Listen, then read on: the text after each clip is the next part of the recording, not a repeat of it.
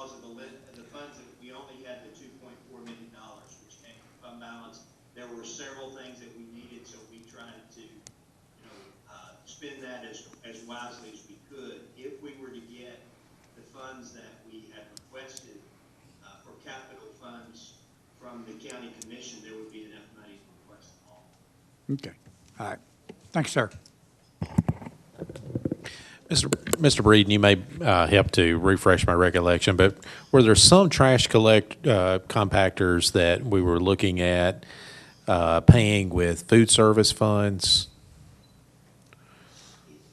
The question came up in the county commission, should those be paid for by food service funds since they're the primary user of the trash compactors? Of course, they're not the only user, that's where all our trash, most of the trash is generated from the meal program. I have talked with Mr. Parkhurst. He thinks there may be some funds available for that, but we've only had that conversation the last week or so. We've not had an opportunity to sit down. So it could be that we can purchase some from the funds from food service that are targeted toward replacing equipment. At this point, he had planned to replace just regular kitchen equipment, but he said that he might be able to help us over the cost. Okay, Mr. Dudley. Mr. Breeden, I don't know if you can hear me, but what is the average life expectancy of one of these compactors? Could somebody repeat that? I'm having a little trouble Mr. understanding. Breeden, what Mr. Dudley was asking is, what is the average life for a compactor, to the best that you know? The average what? Average lifespan of a trash compactor? As far as the cost for the compactor itself or the actual taking off the trash? No. How long do these usually last? Oh, the lifespan. Yes. Sorry. Lifespan on those it varies. I think most of the ones we've got are between 10 and 15 years old.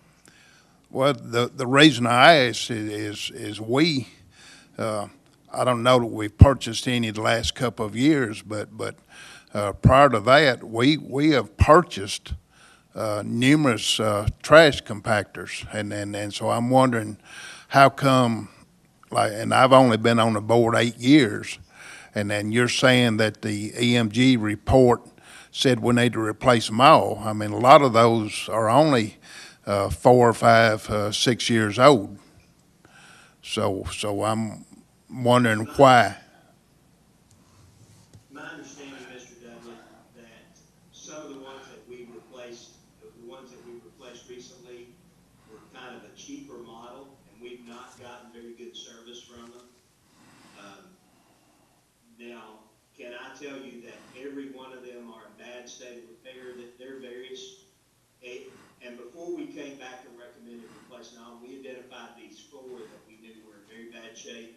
We'd go back and look at them again. We haven't taken the opportunity to do that. I do know that there are various stages of disrepair, but what our maintenance manager has told me is the last ones we've got have not held up near as well because they're kind of a cheaper made compactor. I think we did them on a low bid kind of thing and didn't get a very good compactor. That's what I've been told. Okay, well, I mean, I just want to make sure that they actually need replaced, that we're not replacing it just because the paint has washed off of it. These, they can have some minor cracks or something that can be welded up and then stuff. Well, we don't, need to replace them each and every time. And I think we need to try and figure out why we're not getting the lifespan that we should be getting out of them. I did contact Mike Sweeney with the Solid Waste Department because this year we actually ended up spending $20,000 more on about a $250,000 budget on trash removal than we did last year. And I asked Mr. Sweeney if they'd had a price increase. He said they had, but he also said that we've been sending them lots of loads of trash that are not full because our compactors do not work well enough to totally load up the trash receptacle because they're in such bad shape. He said that, often we'll send them one it's half or three-fourths the way full. And that's because we can't get it to compact any more than that because of the bad shape that they're in. We also have a lot of problems with leaks. And we have tried welding some, but what happens when those leaks come out is the juice, as they refer to it, that comes out of there runs across the ground and attracts a lot of insects, especially wasps and yellow jackets. I think it's in the fall, yellow jackets get really bad around those. So we've had several students stung when that happens. And so that's another reason that we want to replace them as well. Mr. Pennings. Mr. Breeden, do you remember the cost of the other contractors that we bought, compactors that we bought? Because these are about $19,400 apiece. You know the cost of the other ones, the cheap ones? I think when I look back, they were somewhere in the neighborhood of $11,000 or $12,000. Thank you. And that's why we're trying to get a more heavy-duty one this time. Thank you. Stan, is one of these compactors for McDowell Elementary? I'll have to get.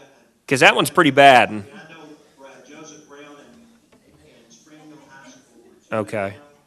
I do not remember McDowell may be one. I think it is, but I'm not sure. Yeah, because if you go to McDowell after lunchtime when I pick up Riley, you can smell it in the parking lot. You can smell it's pretty bad. I was out there one day when Mr. McNeese was swooshing away flies and wasps and bees. It's bad. It's pretty bad. The juice is leaking. Ugh. That one does leak pretty badly. The other problem we have in McDowell is its location. Yeah. In most cases, we're able to locate those around behind the building. The way McDowell is situated, that sits almost right outside the front door of the entrance of the school. Yeah. We've talked about trying to find a different place to move it to. The problem is that you were talking about the kitchen staff having to go a long way, or the custodial staff to move the trash out to empty it, but that is an issue there. Yeah. Well, I will say I appreciate Mr. Dudley's concerns, though. If we have bought compactors and if, we just don't want to replace them, if there's something that just needs to be repaired on them. But it sounds like, Mr. Breeden, these 4 compactors are the ones that your office has identified throughout the district are in the most need of being replaced. Is that correct? Okay. Now, we'll express, I guess I am a little bit concerned if food services is probably using these compactors the most. It does seem warranted that food services utilize some of their funds for some of these compactors, and so that is a concern of mine. I'm not sure how I'll vote on this tonight, but I think I will be expressing that concern as we get into requests for future compactors. I will want to see food services willingness to share in the responsibility for these. They do have a separate funding source. We're having to utilize local funds and state funds to be able to buy these compactors, and food services does have access to additional funds. So I will be looking at that in the future. All right, so any other discussion regarding the trash compactors? All right, moving on, bid number 80. That's the loose furnishings for the CTE program at Columbia High School.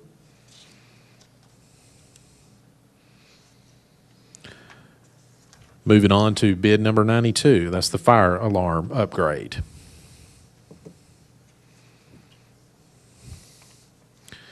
Mr. Breeden, I did have a question about the fire alarm upgrade.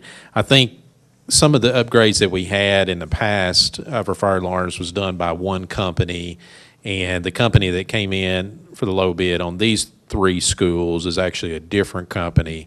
Does that cause you any concerns as far as the uniformity across the district? I mean, as far as central offices monitoring of the fire systems, or if we have problems in the future of not having uniform parts, that sort of thing. Is there any concerns about that?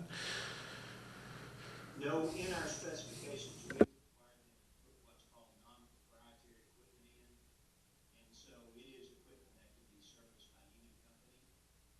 Obviously, we will deal with a different company for the warranty period, but where we have got into problems in the past is where they put in proprietary equipment, and they could only be serviced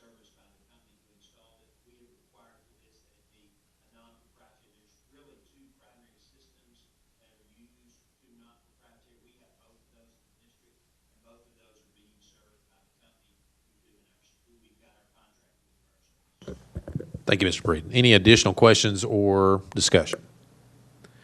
Okay, with that, under the low bids, under Section B, we have actually number eight low bids, and I'm going to go ahead and take up these bids. Does anybody want to vote on any of those bids separately? Okay, seeing none, is there a motion to approve bid numbers, items number 1 through 8 on our agenda? It's bid number, okay. Motion by Mr. Pennings, second by Ms. Parker. And just for our minutes in the record, that's bid number 16001, 063, 094, 096, 100, 79, 80, and then bid number 16092. Any discussion on that motion? Seeing none, ready to vote.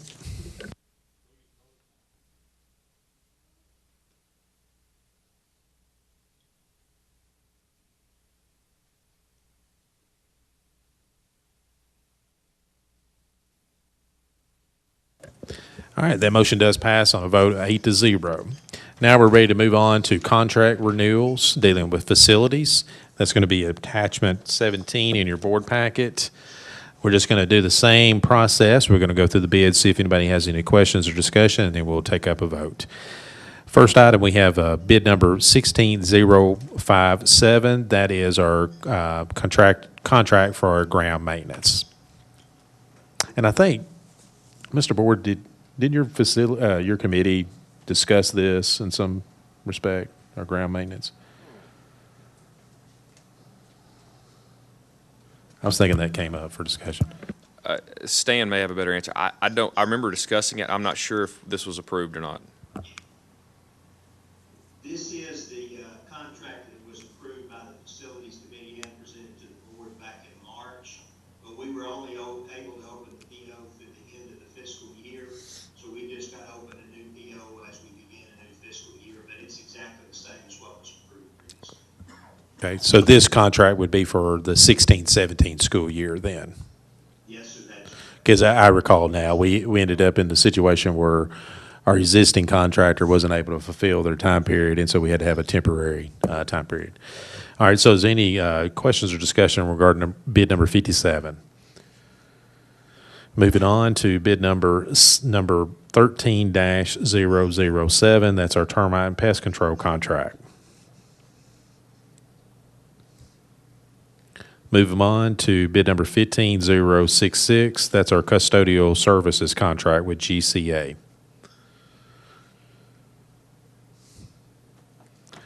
Bid number 14, excuse me, Mr. Moore.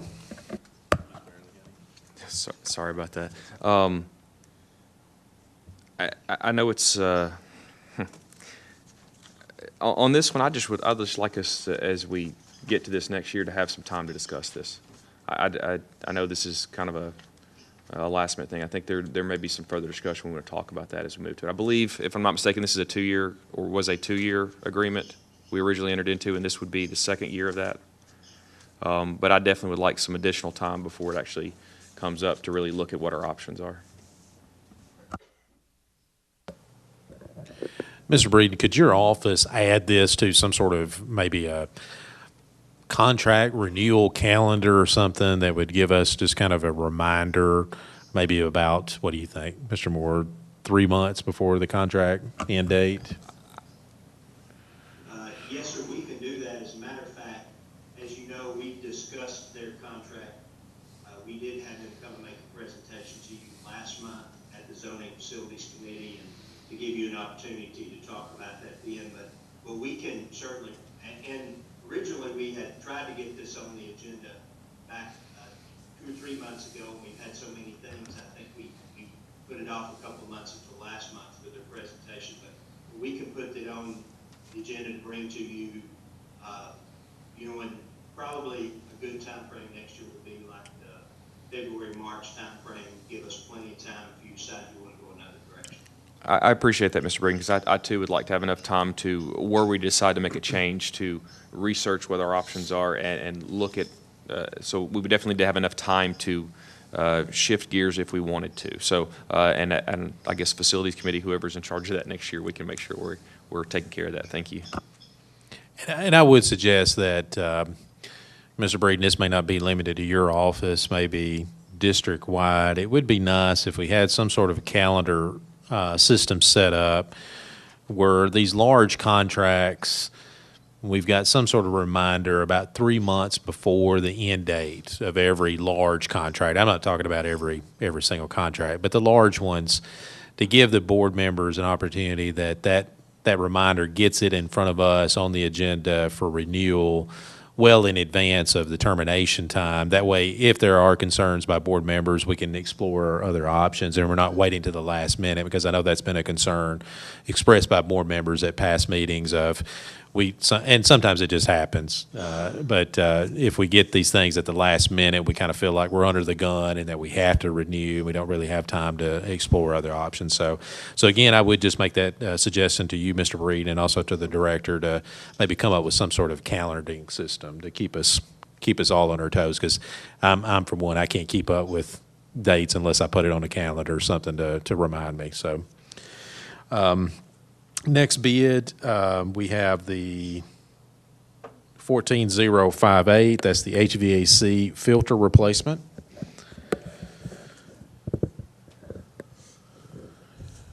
Next one is 15074, water treatment service.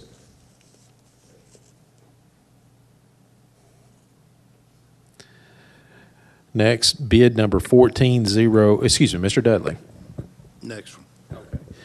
So we have the bid number 14025, the central office copiers. Mr. Dudley. Thank you, Mr. Chairman. Can somebody explain the $5,000 charge for copper overages?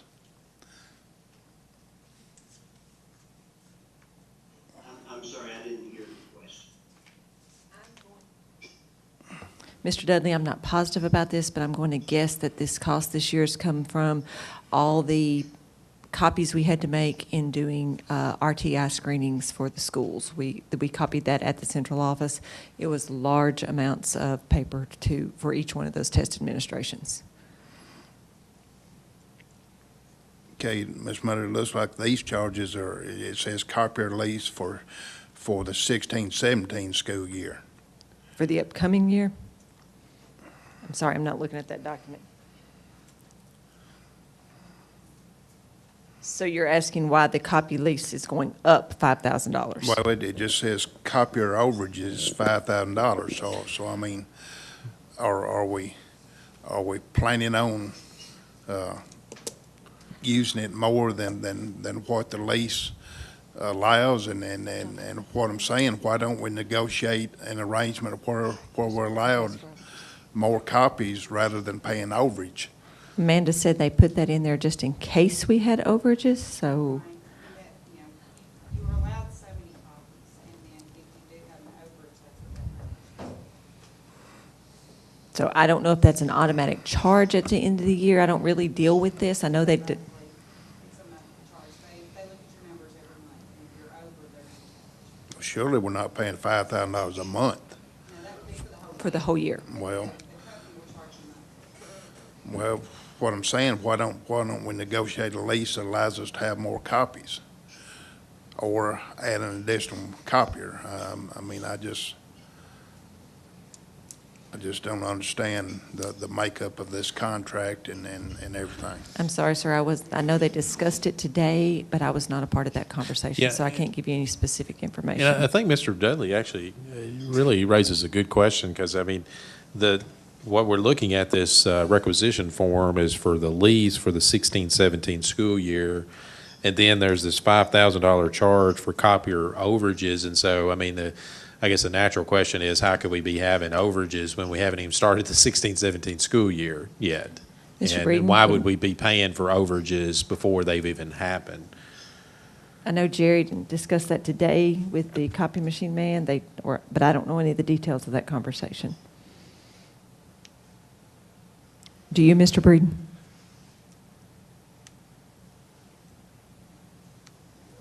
Mr. Chairman, may I jump in right here? Yeah, you go Excellent. right ahead.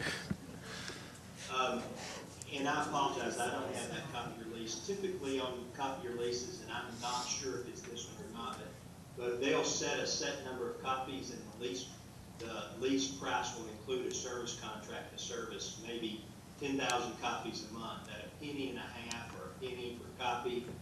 And then basically when you go over, you still pay that per penny cost, but they set some flat amount out that's the minimum that they will let you use. So what happens is, even if you use less than that many copies, you still pay that minimum price.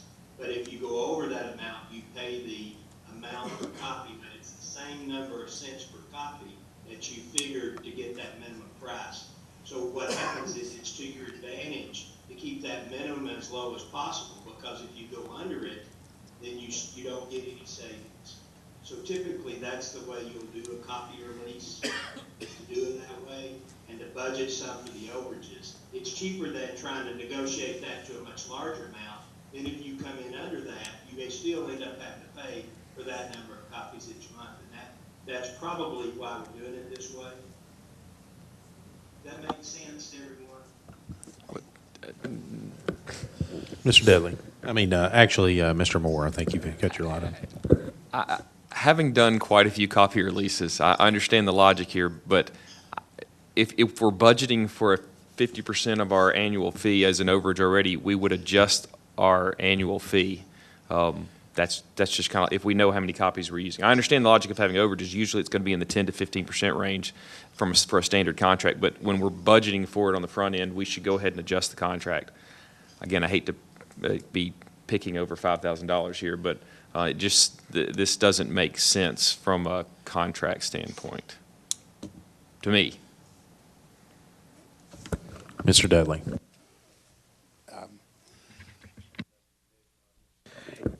Well, and of course, I don't know the going rates for a big copier. It looks like this is for 3 copiers, but I don't know what the economics is at some point that you just go and buy 3 copiers, you own them, and you can copy all day long. Well, work it to death, and then when it kills over, you go buy a new copier. That's what I'm saying. I don't know what the price point is for buying a brand new copier that you own and you can copy the thing till it falls over dead. Mr. Bates, just answer that for them. There's going to be consumables with any copier, so that's really what you're paying for, the service and the consumables. The ink cartridges. Again, and that's not my concern. I understand the contract. It's the way this is laid out with the expected overage that's literally almost 50% of the total contract price. That I've never seen that ever. It doesn't make sense to me. All right. So we may, when we get ready to vote, we may pull that one off and maybe we get some additional information and bring that back up at the next meeting, depending upon what the board wants to do. All right. So next bid, 15-005. That's the Raptor Visitor Management System. Next up, bid number 16101. That's the detection canines. Mr. Moore. What are we actually getting out of this? We get 20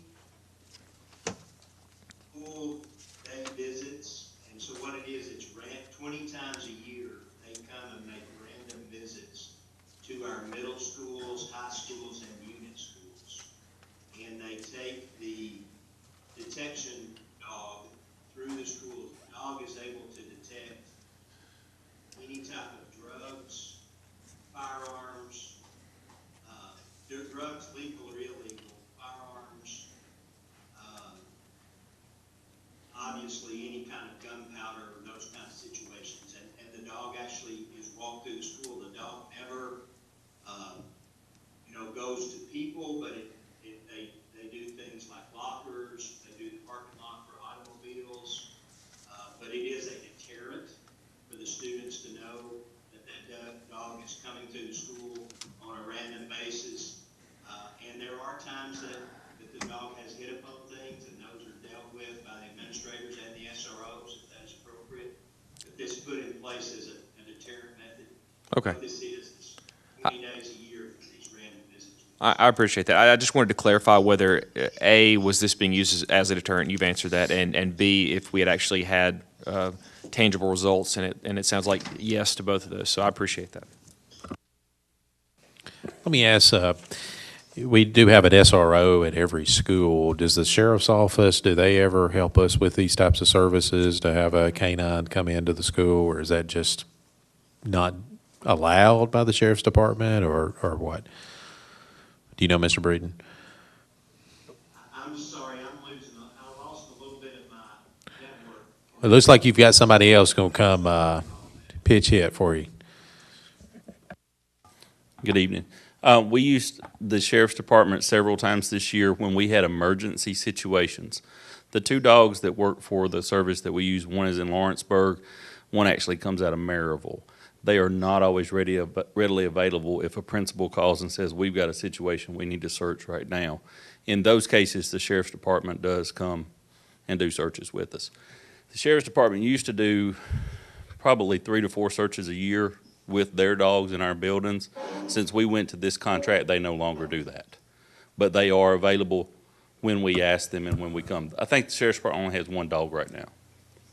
So it's just 1 dog, and so it's only in emergency situations, but they come, they've been every time we've asked for them to come. Okay. Thank you, Mr. Berman. Mr. Moore. If you can answer, is there a fee if we have the sheriff's office come No, do this? there is not. Is there a reason we've switched to a paid service rather They than? couldn't, they just couldn't handle it. They couldn't do it. The canine officer that works the dog usually comes on board at 2 o'clock in the afternoon and works a night shift because they have more search and seizures at night, and they do a lot of cars and things on pullovers. If we have to have them in the morning, they have to call him in. They do pay him overtime or comp time if he comes in the morning. They've done that when we've asked, but they can't meet the needs of the number of buildings and the number of times that we've come through. And they with couldn't these meet the folks. needs even based on the cost of what we're paying this company from somewhere else to do it? That would be something that the sheriff would have to answer. I do know in the past, when they did do the searches at our schools, they were more random. They didn't come as often, and they did have 2 dogs at that point, and they only have the 1 now. I guess my point there is, as we've talked about in the past, I would always like to spend our money locally if we can, and if it's something we could utilize and have a nice partnership with the sheriff's department anyway.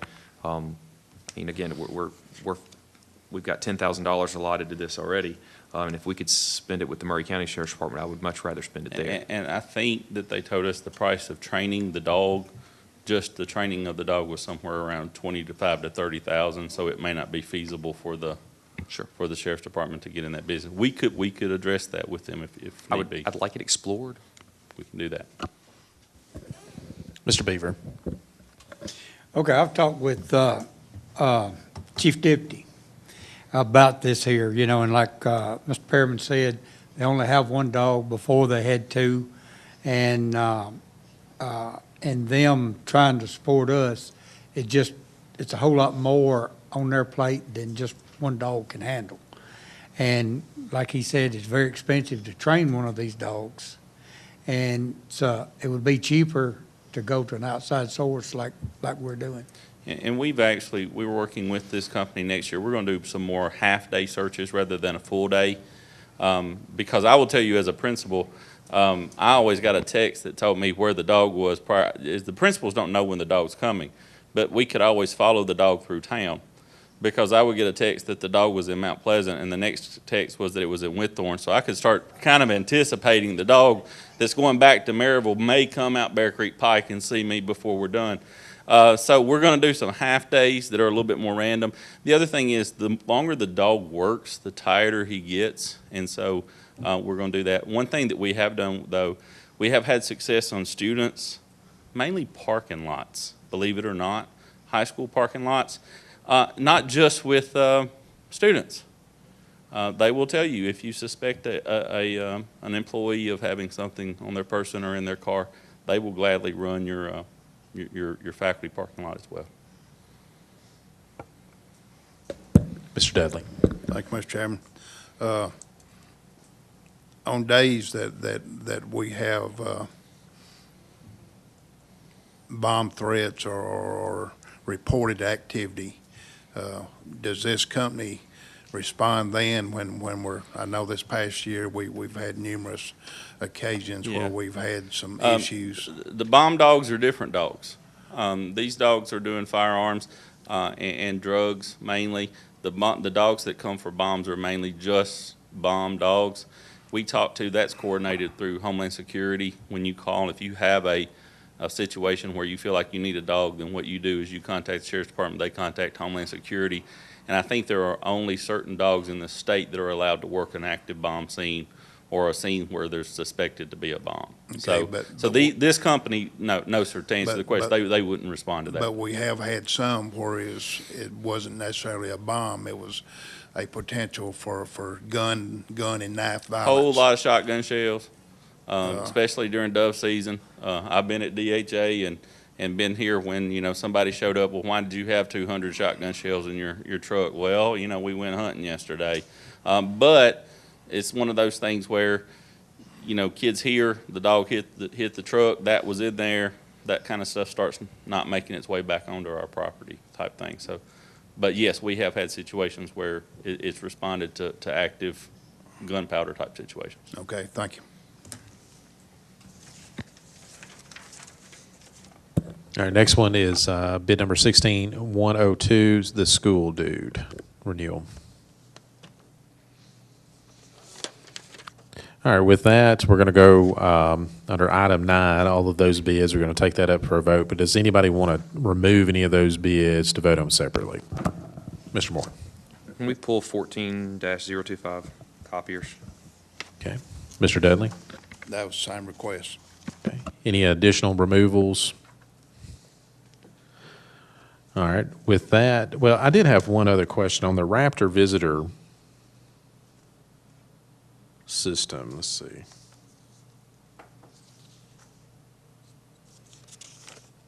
Never mind. Got my lines crossed. Okay, so with that, is there a motion to approve bid number 16057, 13007, 15066, 14058, 15074, 15005, 16101, and 16102. That excludes bid number 14025. Is there a motion to approve? Motion by Mr. Moore, second by Mr. Pennings. Any discussion on that motion? Seeing none, we're ready to vote.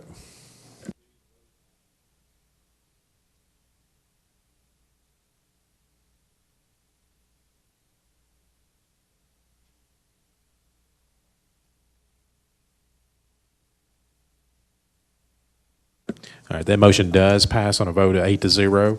Now we're on for bid number 14025. We'll open the floor. If there's no motion to approve that bid, then it just will not get approved, and it's going to have to come back at the next meeting. Mr. Moore. Just my request is if we could have that brought back at the next meeting with some additional information. All right, so I'm going to open the floor. Is there a motion? Seeing none, that doesn't get approval, and so, Director, you'll office need to bring that back next month. All right, so moving on to contract renewals. This is dealing with instruction. This is going to be attachment number 18 of your board packet. We'll do the same process. First, we have bid number 16045. That's the MyOn contract. Any questions or discussion?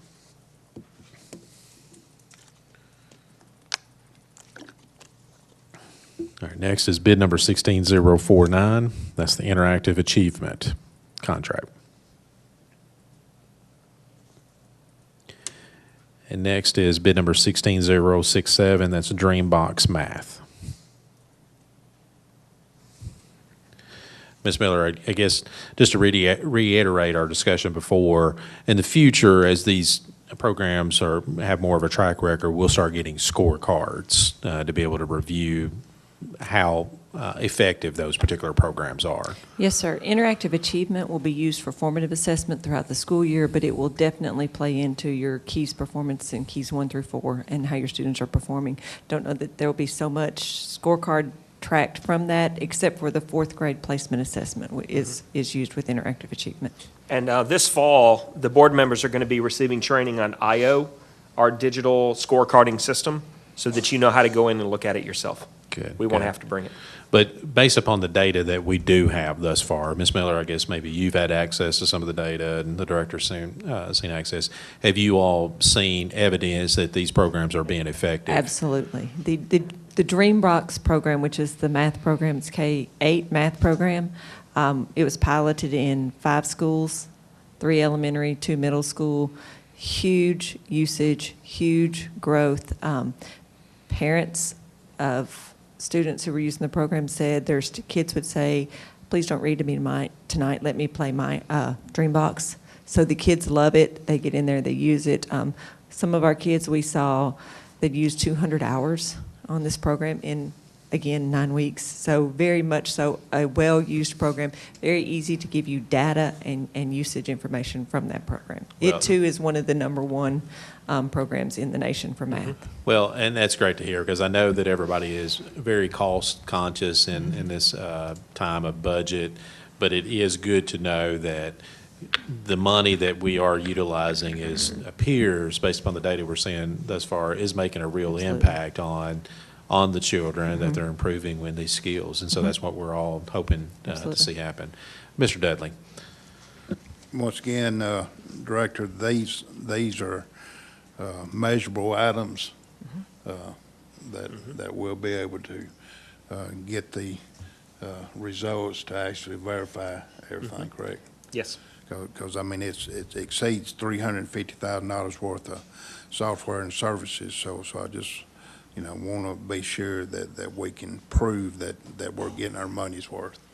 I will guarantee you bang for the buck. That's what you're going to get with these software programs. For example, one of the things Dreambox Learning, I tweeted something out or retweeted something out that Josh Bracamontes at Santa Fe Unit School, Hampshire Unit School tweeted out. The recommendation from Dreambox is 60 to 90 minutes per week per student. That's going to be one of the basic expectations. That's going to be level 1 on a school-based scorecard. If every single student is not doing at least 60 to 90 minutes per week of Dreambox software, that's unacceptable. Because that's another reason why this board chose to take money out of fund balance to fund Chromebooks for the schools, because the schools said we need more devices to do Mayan, Dreambox, and 10 Marks. So that's what this board funded. So that's what's going to be expected of the schools.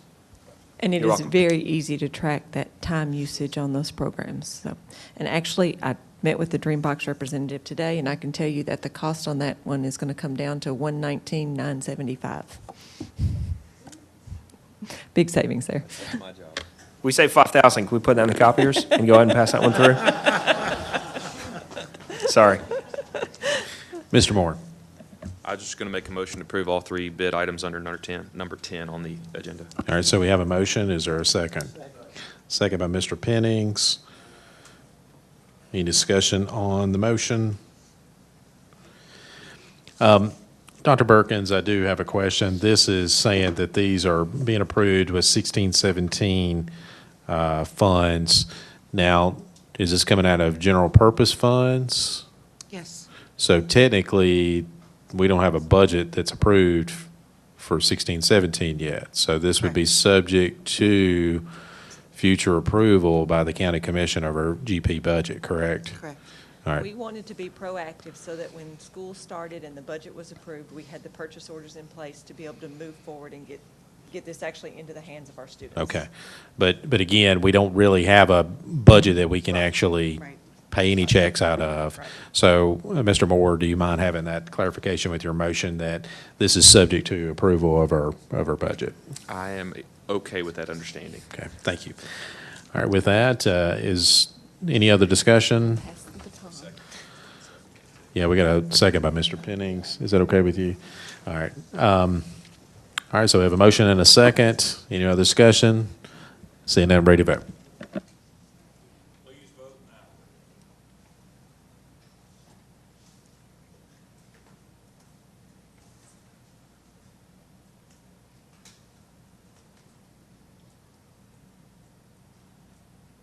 That motion does pass on a vote of 8-0. All All right, next item, section is finance. Dr. Perkins, we've got your monthly revenue and expenditure reports. That is attachment number 19 to everybody's board packet. Open the floor for any questions or discussion. All right, Dr. Perkins, I did have a question on our fuel cost. Let's Okay. see. If I'm looking at this correctly, comparison with this time last year, our fuel costs are over $200,000 less than Yes, what we sir. spent this time They are. last year. Now, of course, I guess that we don't know how long those good times are going to roll. I mean, Correct. as far as what fuel costs, so that could vanish in no time at all.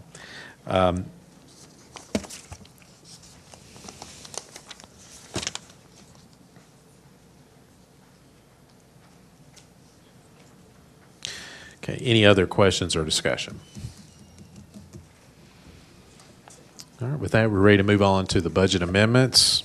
We'll go through the same process. I'm just going to run through them real quick, see if there's any questions or discussion on any of these budget amendments, and then we may take these up with one vote. All right, first budget amendments, Dr. Birkin, is 4443. Dr. Perkins, that is a pretty large budget amendment.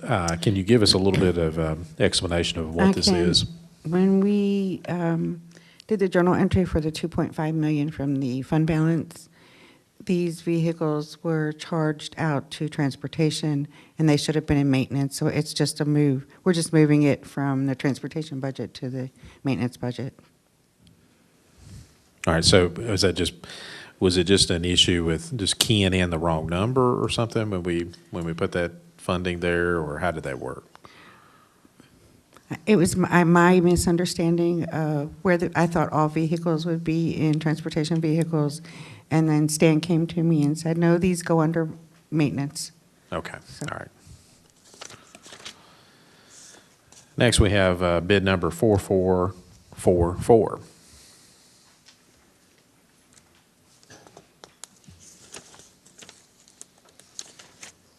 Four, 5.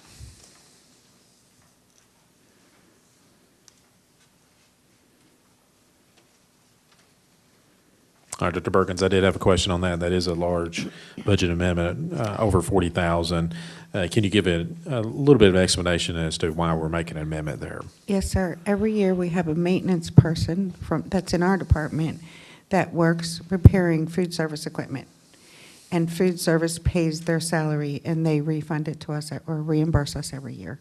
And that's what that budget amendment is for the cost for this year, for that maintenance personnel.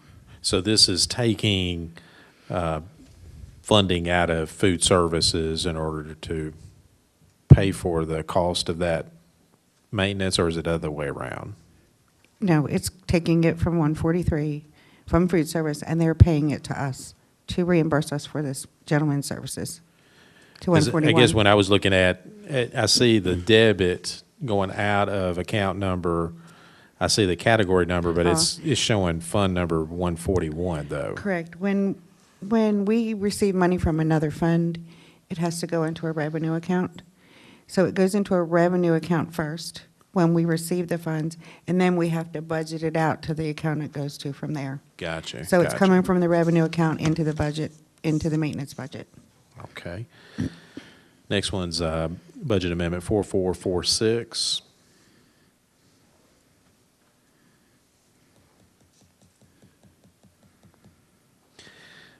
Dr. Perkins, is this amendment going to be used to pay for the RTI materials that we just voted on, bid number 16001, or is this a different? Let me look at 16001. Because we approved bid number 16001, that was an amount of $15,895, I think. And I wasn't sure if that's what that transfer is doing. I don't believe it is, because I don't believe we would have, there's a few requisitions we would have prepared before they were approved, and that's only because we knew they were renewals. But I think we would have waited for approval first. I think, if I remember correctly, Scott came to me, we have some extra money here. We would like to use it to purchase some RTI supplies now. Okay. All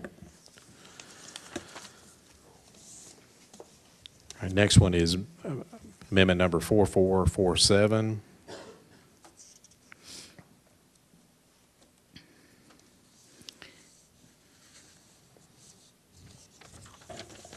Four, 4449, 4450, 4451,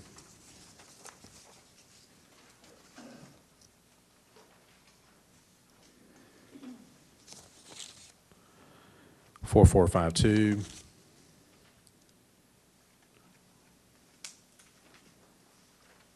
4453,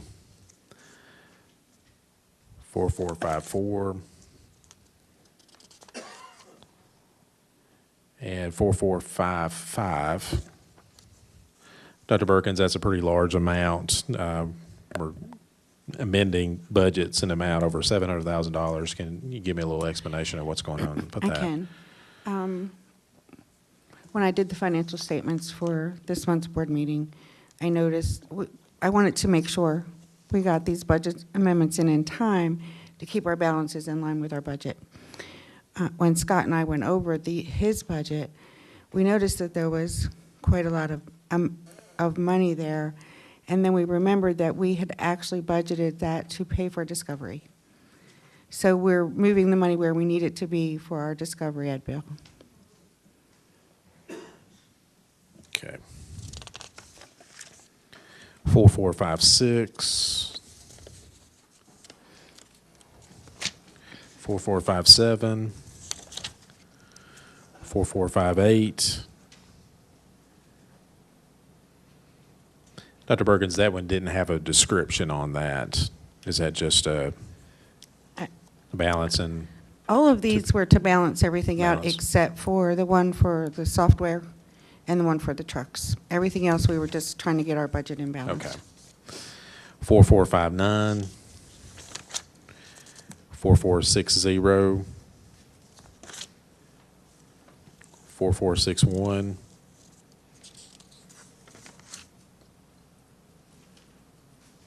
4462. Dr. Perkins, that particular budget amendment, is that dealing with what Mr. Breed was talking about, that we've had higher disposal fees at Yes. county waste than what we originally anticipated? Yes. And so that's where you all are making amendments to cover that, for Yes. that actual overage. 4463, 4464. I believe that is it. All right, with that, does anybody, all right, so we got a motion to approve all of the budget amendments under item C2 by Mr. Moore, second by Mr. Pennings. Any discussion on the motion? Seeing none, we're ready to vote.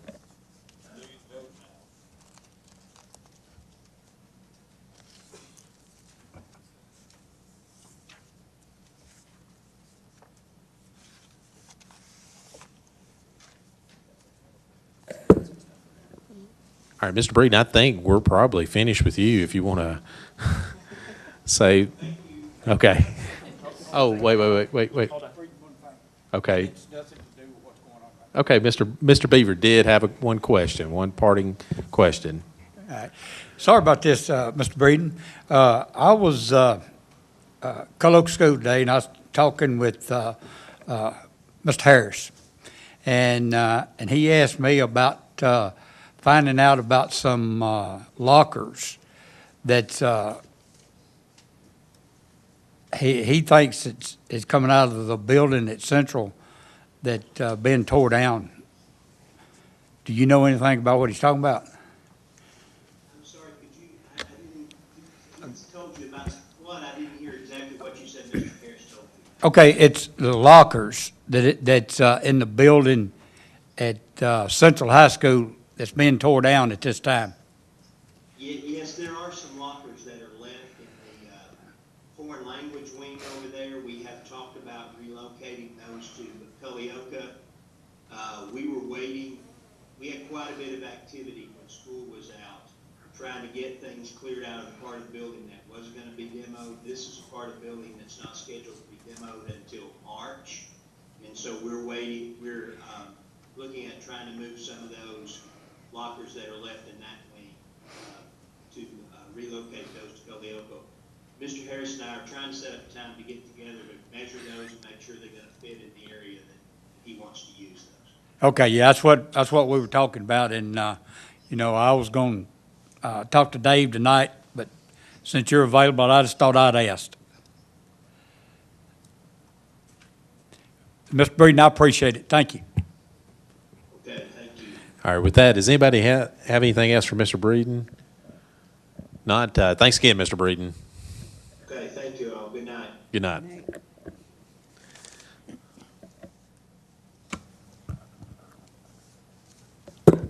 All right, moving on, down the agenda, we have the differentiated pay plan. That's Mr. Chairman. attachment number 21. Yes. I did have a question, kind of a general question for Dr. Hopefully it's not for Perkins. Mr. Breeden. No. Okay, for good. Dr. Perkins. Dr. Perkins, I know we're kind of getting to the point where we're kind of wrapping up the fiscal stuff for the year. And I noticed there were a lot of cleanup budget amendments here.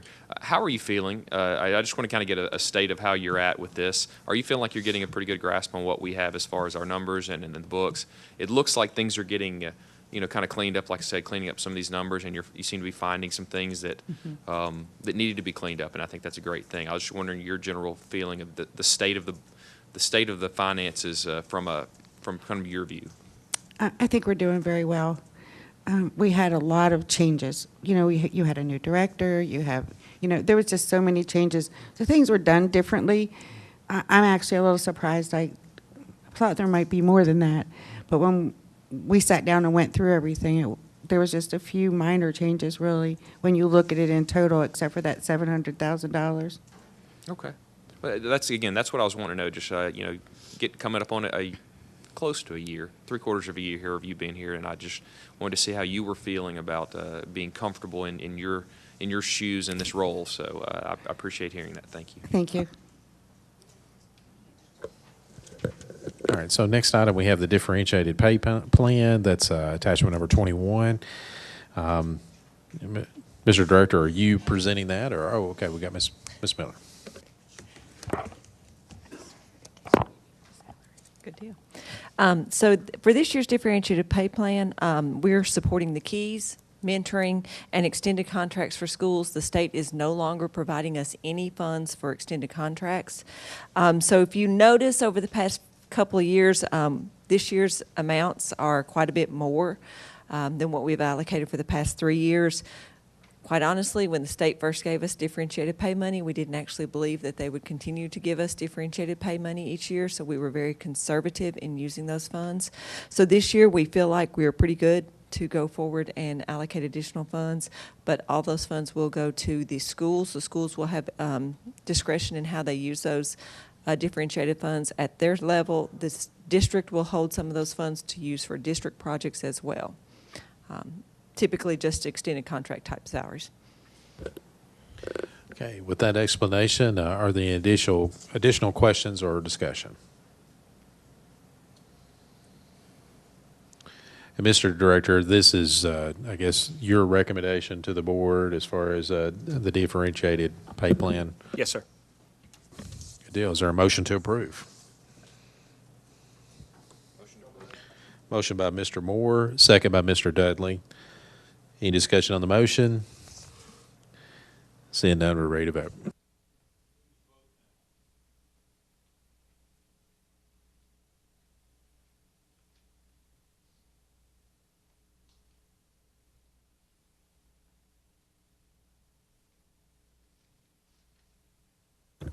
And that motion passes on a vote of 8-0. Next item, we have the proposed salary schedule for teachers. That's item number 22 in your board packet.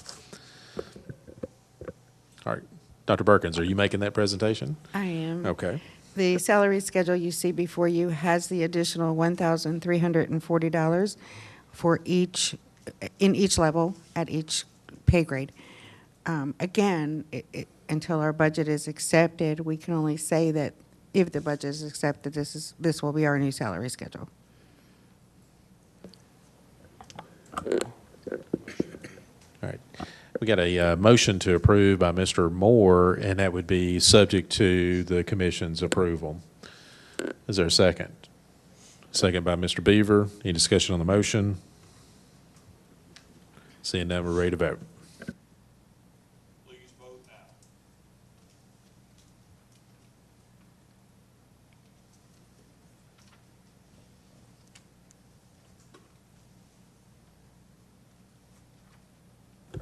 now. That motion passed on a vote of 8-0. Next item, we have the IDEA allocations. That's item attachment number 23 in your board packet.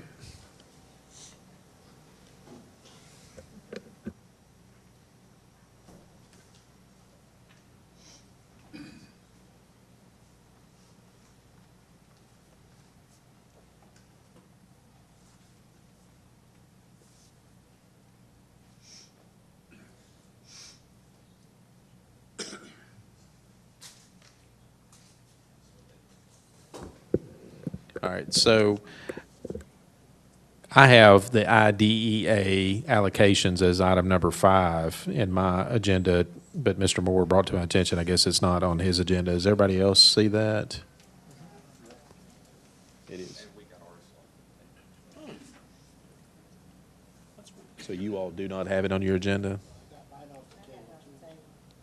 Okay. All right, so yeah, since we do have some discrepancy, whether it was on the board members' agenda that was approved or not, we can put this off till July, or can we by consensus go ahead and take this up, the IDEA allocations? Okay, so no objections. All right. So, Ms. Ventura. You are just voting saying that you are going to accept these federal dollars into your budget. And looking at what I have in my packet, attachment 23, it looks like what the allocations are is for IDEA Part B, that would be $2,722,845, and IDEA preschool would be $81,157. And so what this vote would be, it would be for us to accept that federal funding. Exactly. On July 1, what you're voting for is allowing me on July 1 to access these dollars. Gotcha. With all the many strings that come attached with federal That's funds. right. Good. Okay, we've got a motion by Mr. Moore, second by Mr. Pennings. Any discussion on the motion? Seeing none, we're ready to vote.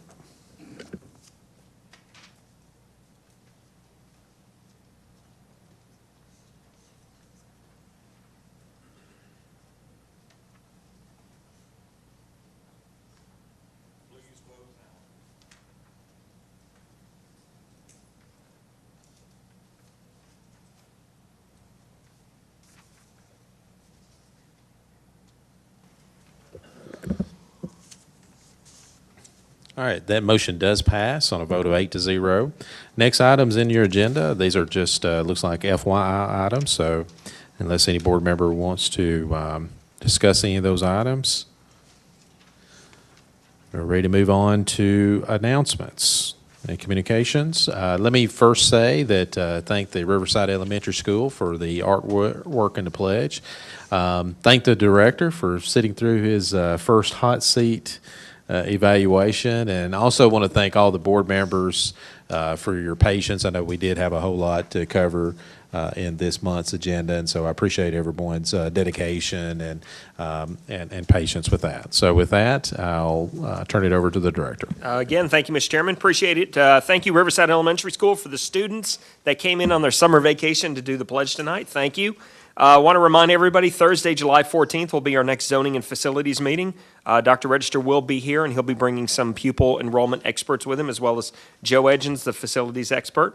Thursday, July 21st, will be our regular board meeting that was originally scheduled on the 28th. It has been moved to the 21st. And then Monday, August 1st, 2016 Policy Committee, followed by a Community Relations Committee meeting here at College Hill at 6 p.m. But I do want to remind everybody that Sunday, July 31st at 2 o'clock is the Central High School open house.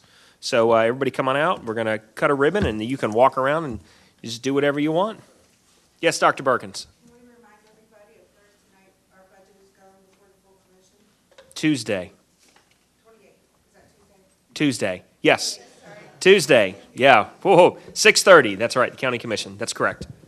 Yes, definitely. Thank you for that reminder, Dr. Perkins. I would ask for every board member to come out that night to show your support for the budget that we submitted. I know we all put in a lot of hours, we put in a lot of thought, and this is really, this is when it's up for the final vote. And I know that the commissioners, they all have a very tough time, to have to vote on that. So I think it is good to be there to show our support as much as possible. So I would encourage everyone to attend. Yes, Mr. Penix. I'd just like to say the collaborative conferencing meeting will be moved so we can go to the county commission meeting. Dr. Marzak has emailed the other parties already, and we'll get another email saying when we're going to set up that meeting. Thank you. All right, thank you, Mr. Penix. So with that, let me open the floor to other board members to see if they have any other announcements or any other items they'd like to discuss. Except unless maybe they have a motion to adjourn. Motion to adjourn by Mr. Moore. I see a second with a nod by Miss Martin over there. So all in favor, say aye. Aye. Any opposed? Motion carries. We are adjourned.